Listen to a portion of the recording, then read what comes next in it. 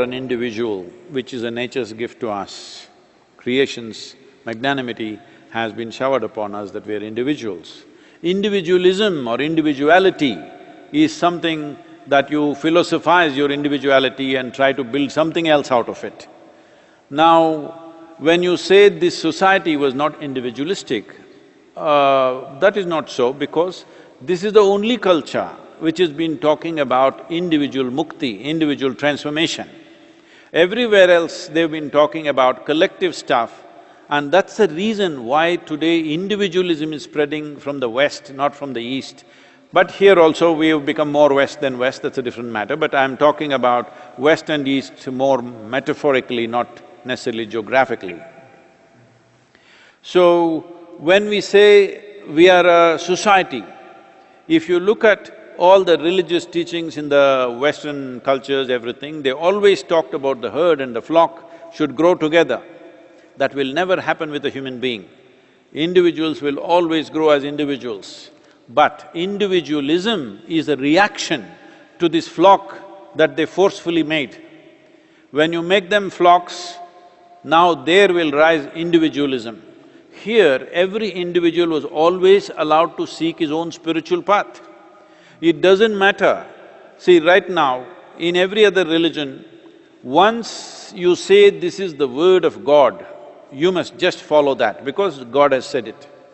But this is the only culture where even if so-called godlike entities came, we only argued with them, we only debated with them, we only asked them 1,000 questions. You just see Shiva tries to speak to his wife she freaks him with 1,000 questions.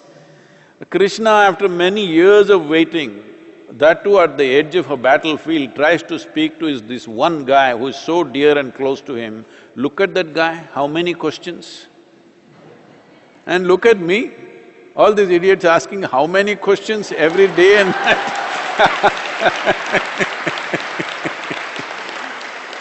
Because in this culture, individual growth is most important. So this is what logical mind fails to understand. Growth does not mean you will become a big individual. Growth means your individuality dissolves and you become universal.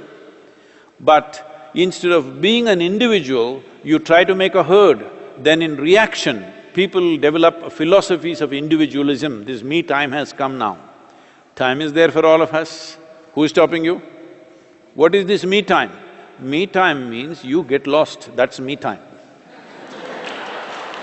Sadhguru, I absolutely understand what you're saying, and final dissolving and finding oneself.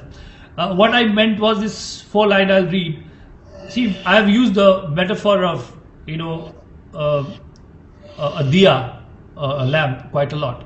And mostly I've used it in a sense that the one which fights with the storm and shines. But I was talking about the mothers, the silent people in our lives, our relatives, our teachers, who are different kind of lamp. And I said, I wrote this kind of a little humor in it. बहुत ही घरेलू दिए हो तुम, very domesticated lamp you are. बहुत ही घरेलू दिए हो तुम, दूसरों के लिए जिए हो तुम. बहुत ही घरेलू दिए हो तुम, दूसरों के लिए जिए हो तुम.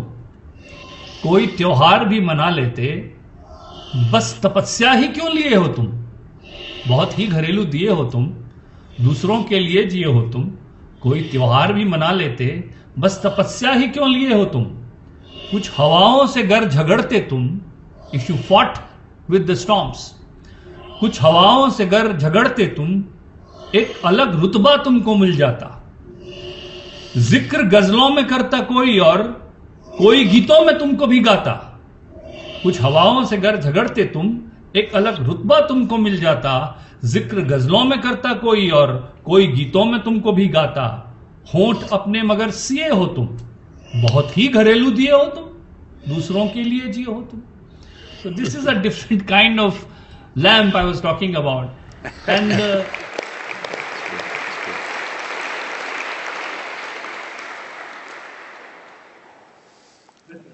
see, If we look at our own mothers, please, whoever will listen to this carefully, because I am not saying this with any disrespect or without appreciation of what these Garelu Diye people without them, life is not the same, okay? So, let's say we take our mothers as example. If we look at it from outside, in today's context, the way people are looking at life in today's context, not when we were growing up, we did not see it that way. Now when we look at it from today's context, how everybody is talking about me time, such a thing never occurred to our mothers, no me time. Because, is it because they're selfless service, they're dedicated? It's not like that. It is just that they formed their identity little larger than themselves. For them, me was my family. So, this situation happened when I was about 12 years of age.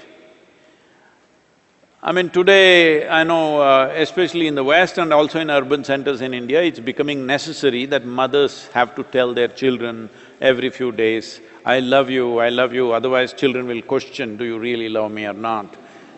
Because they want something, if you don't get it, suddenly a doubt arises whether my mother loves me or not, my friend's mother loves him more than my mother loves me, this kind of things are happening.